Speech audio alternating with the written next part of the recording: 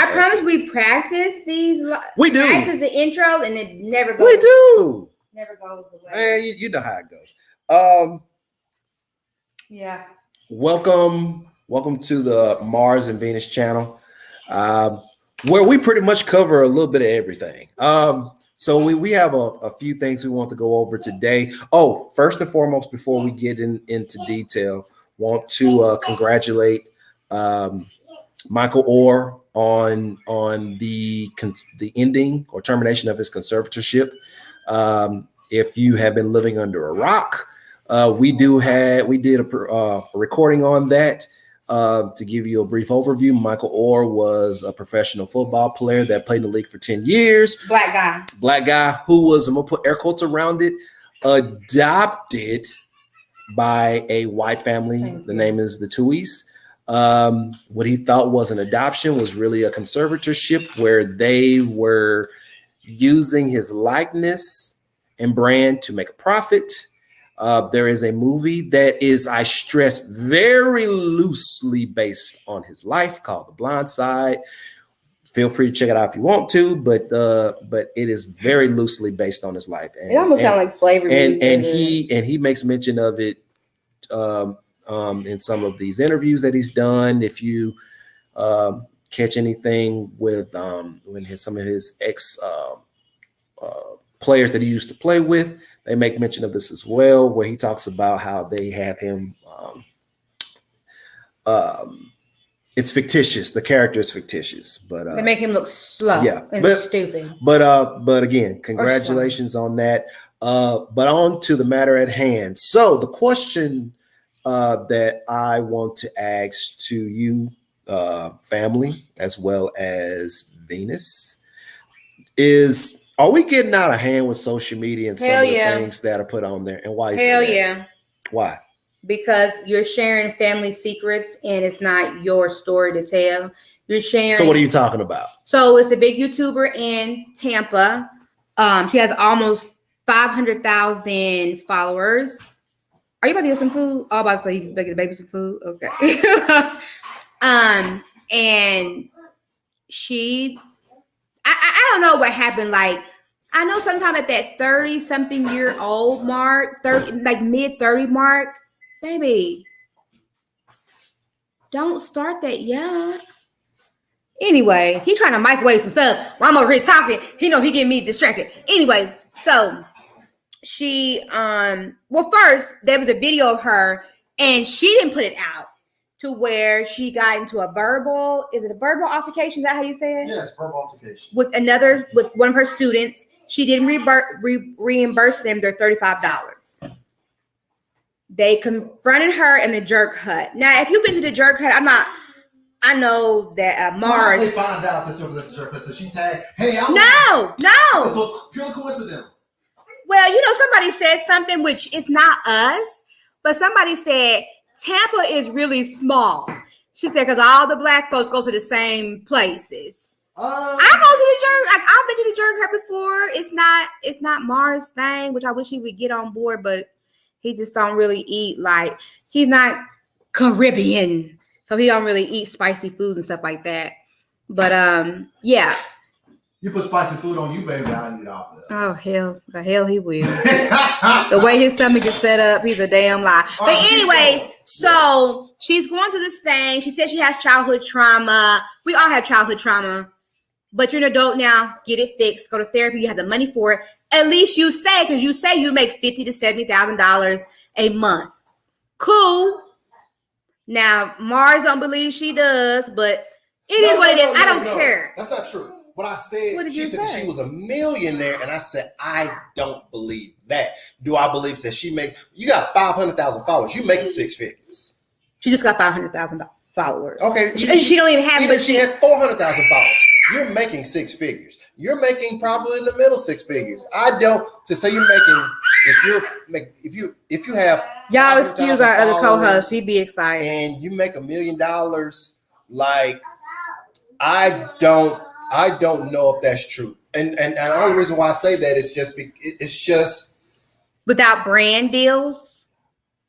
Because she don't have brand deals. You wouldn't need ads. You would need now. She has ads. You always have ads. You have ads on YouTube once you get to a certain level. Well, what I mean is like you have to have a multitude of all these moving parts to do that because of I just from the research that I've done, like I don't think that she has $1 million.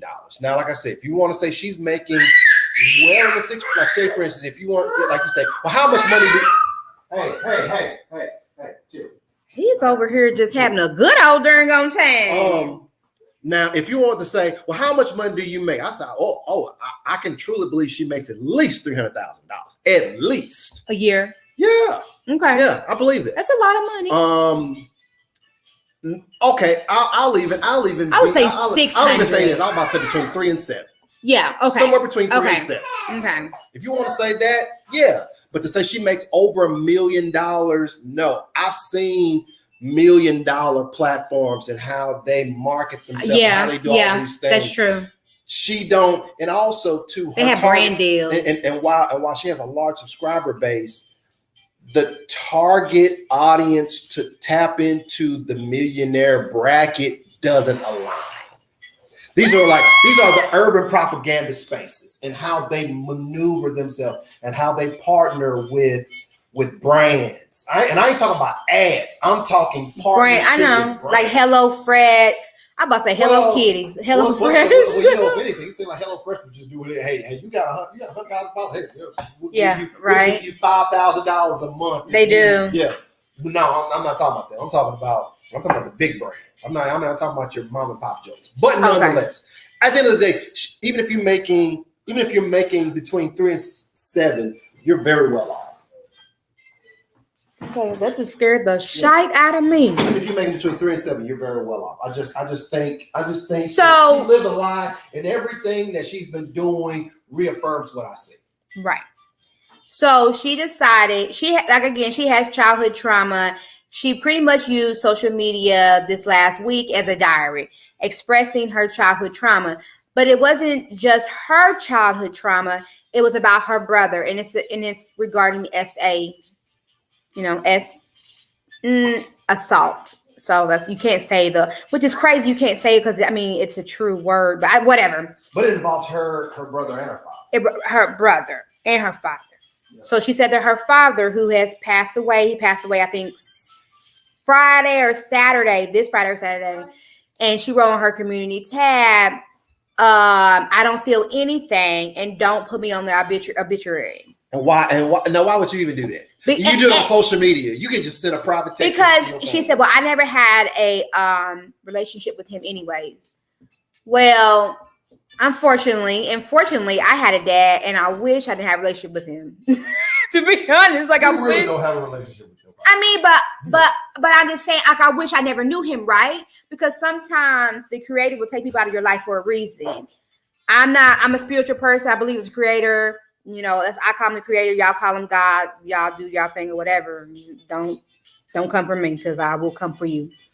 So that's what she said. And I'm like, but you're an adult now. You have 7 children. You need to seek therapy. You can't put other people's trauma on blast. You can't. It's their story to tell. And if they want to, they'll tell their story. Mm-hmm. She said something really disgusting about her dad, and it wasn't like, it's disgusting that if you're gay, there's nothing wrong with being gay at all, She said that her dad was SA'd also, and he's trying to fight the urge to being gay, is why he has 24 kids. Okay. So question. Mm-hmm. Is there a line in the sand where you can talk about private matters actually on social media, and then there's like a line, or there's like a cross where it's like a point to where you can't go beyond this point, and it's disrespectful. So I give you a story about me. So let's just say, like, my situation with my father. Me growing up, I didn't have a relationship with my father. Mm-hmm. And it wasn't that he was an absentee father. He was a man of prestige, and he he more so gave to the community at large as opposed to his kids. Right. Now, hey, look, financially, he's a frugal individual, but nonetheless, he financially not with them grandbabies, not with the grandbabies, no. But that's fine. I mean, I, in a perfect world, I prefer that anyway. But if I were to say that, I don't think my pops would take offense to that. And some of that would be, well, you know what? Some of that, well, I don't think some. All of it would be is because that's not true today. Yeah. We talked, he apologized, and we're good. And I told him, I don't take offense to it. I understand why he did it. He just, there's no book to being a parent. Absolutely. And he did what he thought was right, but the thing is like, you can't serve two masters. And he chose, or whether it was purposely or unintentionally, he chose outside of the house as opposed to inside the house. Everybody else, but that's your story. Everybody else got him, but we didn't. But that's your story. That's my story. But it don't bother me. Right, but I understand, but it's still your story to tell. Yeah. You have to mention that it's your father, but you don't say his name and things like that. That's your story to tell. But when you sit there and she said that about her father, that whatever you want to call him, when she said that about her brother, that's not her story to tell, especially when it comes to men. Some men are very, very sensitive about those things. It's not sensitive. It's about pride. Which you shouldn't. Those are things like I'm very adamant on. The person who did it is in the wrong. It's just like somebody cheating on you. Like if somebody cheats on you, don't be embarrassed. Because why am I embarrassed? People cheat all the time. You two be tripping. Why am I'm not embarrassed about it. People cheat all the time. They ass need to be embarrassed, not me, because you're the one who did it. Not me.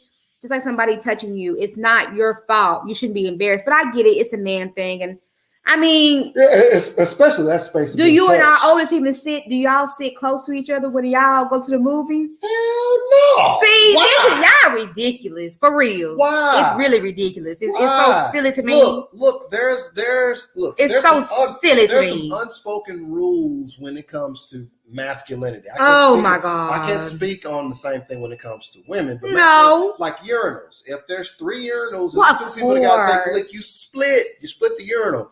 Like, unless you physically have to touch each other, you don't touch each other. Like, you don't rub elbows and things like that. Like, are there aspects in the arena that you're in, not literally, but figuratively, the arena that you're in? Like, if you're playing basketball, you're playing a sport that requires contact, you're going to touch each other. There's a sport. Even with shirts off, too. Y'all shirts be off sometimes, too. Okay. And? They don't even make sense. And guess what? We'll slap each other on the butt, too. So what? It's an oxymoron. I feel like it's an oxymoron. There's a difference between slapping a male on the butt and then grab and clutch. Like that one, but it's totally different. That one basketball player, he does it. I'm like, woo, that is not the same. It's 2 different things. But in the long run, she hurt her brother. I'm pretty sure she hurt her dad. I'm pretty sure they probably didn't share with him. He was, passing away. Why share that bad news? But her people said her sister, remember there's 24 of them all together. They said it's on site. I think she's a disgusting person to do that, because I'm not airing out my family business. Like, I'm not going to keep all y'all secrets or whatever, but I don't need to tell it to nobody publicly. I don't need to. If you want to say the things that happened to you, although a lot of people have childhood trauma, Black, white, I could tell you some stories and your mouth would fall open. Please believe me. So the childhood trauma she has, I'm not saying it's nothing, but I can tell you some stuff and you be like, ain't no way. Oh yeah. I met a girl when I was young who was SA by her dad. Yeah. So the childhood trauma that you think you got, baby, somebody got it worse. But seek therapy for it. I think sometimes I know for sure she shares too much, but sometimes you just need to be on site. Like the thing says, sometimes it's just on site. Yeah. That mouth gonna get you punched in the mouth. I do not condone violence too. Let me say that too. Because they'll take the video down and say stuff like that. All right. So is there anything else you want to say on that topic before we move on to the next topic? No. All right. So the last one, this is going to be a PSA, and so for you parents that are out there, perk your ears up, that still have kids, especially in like what K through. It's not K, it's pre-K. Pre-K through fifth grade. I don't know, 5th grade, 6th grade. Please listen to this. Venus, you have the floor. So, as I said earlier, y'all know what I do. I never knew this job it's very rewarding because I get to see these little people faces and they're so freaking cute and they're so funny. It's very rewarding. I don't get paid a whole lot of money. I get paid not a lot, but it pays my bills or whatever. But I've learned a couple of things. A lot of parents don't teach your kids how to tie their shoe. It's a problem when I have someone in the 4th grade and they can't tie their shoe. I love my name. My real name is real different. It's different. It's just, it's spelled different. You can't really say it. And I love it because it's different. I have a niece whose name is really different too. And I think her name was 1 letter longer than mine. I think mine is 10, hers 11, I think.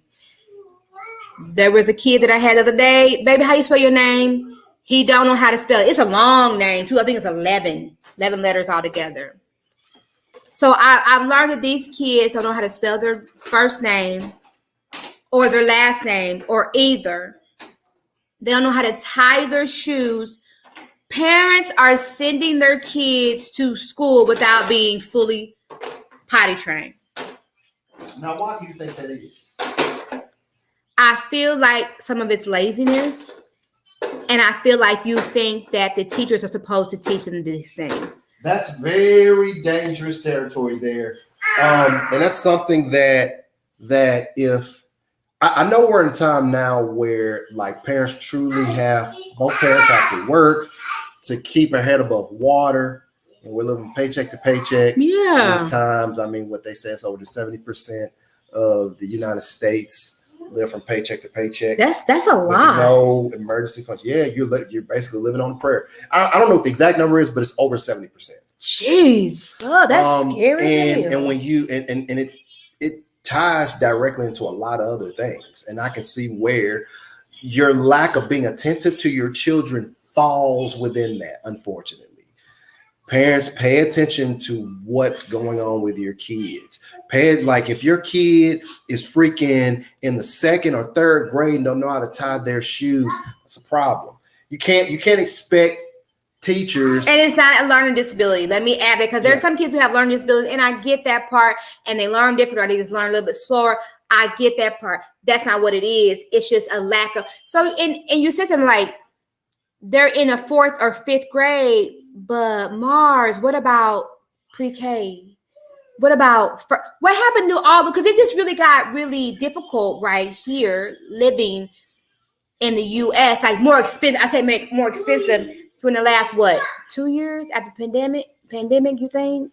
I think after pandemic, I think it really did. No, it really got bad within the last year. Last year, it's really gotten bad. Yeah, it's due to the depreciation of the dollar.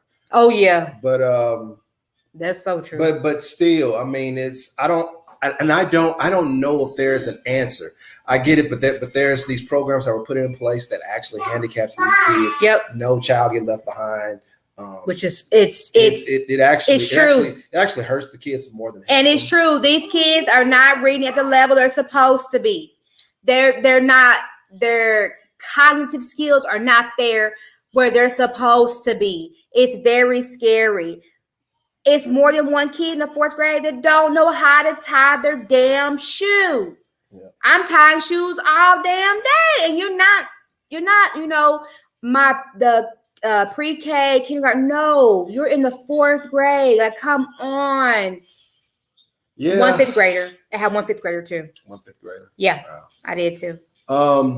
So I get it. We're at a time where I can see where kids' cognitive skills. I'm sorry. Let me back up.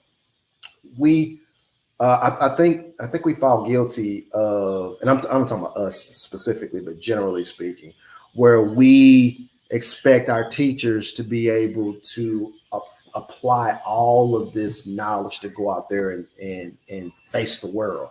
I'm sorry, there are certain things that mom and or dad supposed to be teaching you, but they can't, because, or at least working with the teacher. You know, like you're doing it at school, you're doing it at home. Right, ABCs, right. What's your name? What's your last name? All these things. How you spell it? How you spell? Like there's certain things that the education don't start and stop when they walk on the school grounds.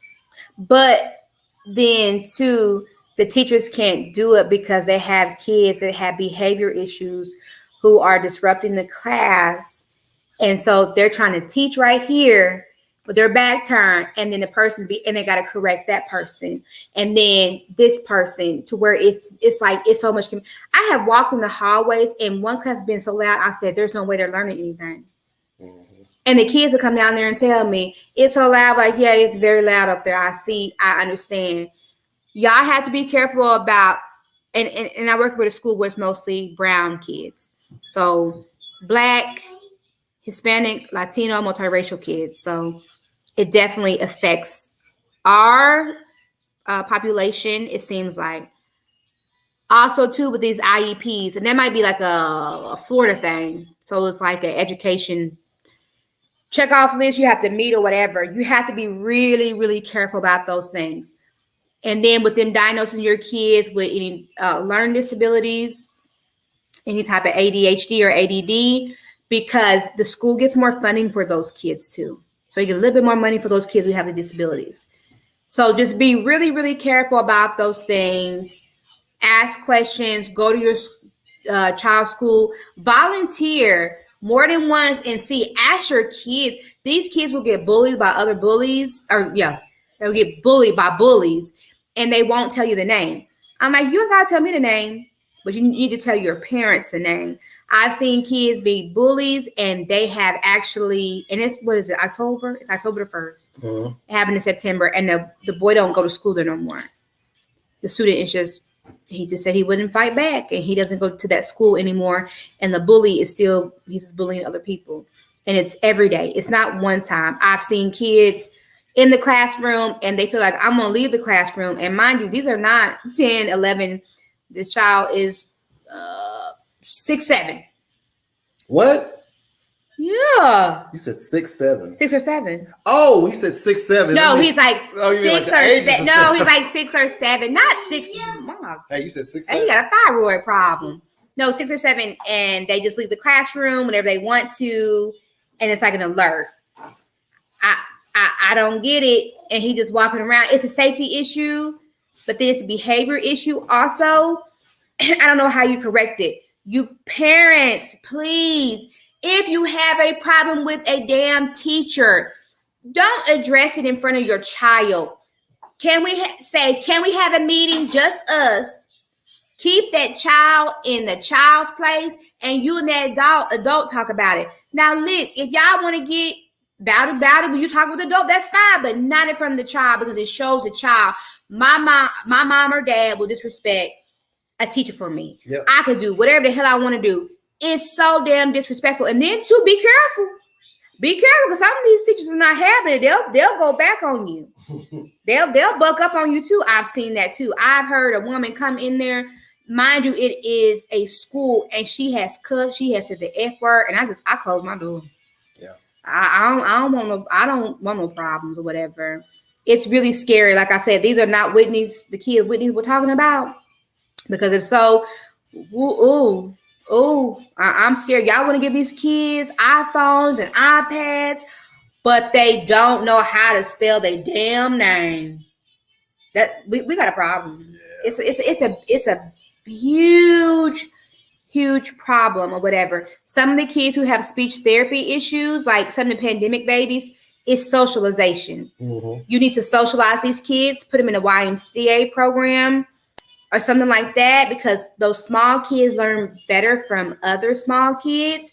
And sometimes that's all that's needed is that. Mm-hmm. You just have to be careful with those type of things. I was telling you that or whatever. Yeah. So That's my PSA on the school. I mean, I could tell y'all stories all day long and y'all wouldn't believe me, but I'm like, yep, it's very much true. And there's so many kids with ADHD and ADD medications. It's unbelievable. It is unbelievable. How about changing their diet? Yeah. No Takis and all that other crap. No, they get on my nerves with them damn Takis. Yeah. I tell them breakfast, lunch, and dinner. Yeah, it's like stop eating the darn on Takis. They look at me like I'm crazy. They know I'm a fuss at them. Yeah. All right. Well, we're about to put this to a close. So, as always, like, comment, and subscribe. So before we wrap this up, Venus, is there anything you want to say? No, but it's my favorite season. Happy October the 1st, y'all. I love Halloween, and I've already got my decorations up. We got our costumes. It's gonna be real live. Yep. I like my costume. I'm looking forward to it. Nobody cares about his ugly costume. Nobody cares. Hey. Well, actually, no. I don't have my costume. I got. Yeah, you don't. I got a piece of my costume. But nobody cares, really, y'all.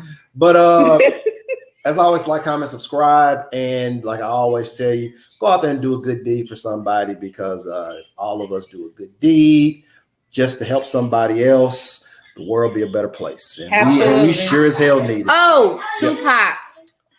Oh, you're talking about, well, the whole Keefy D stuff. Okay, well, I mean, you can go into that if you want. I mean, I really don't know that much about it. Like, he's been gone for a long time. So the last living person that was in the car that was supposed to be alleged shooter of Tupac was just arrested on charges. Now, what those charges were, I do not remember, because the individual whose name is Keefy D said there's a nephew. The first name is Orlando. I forgot his last name. Orlando Brown.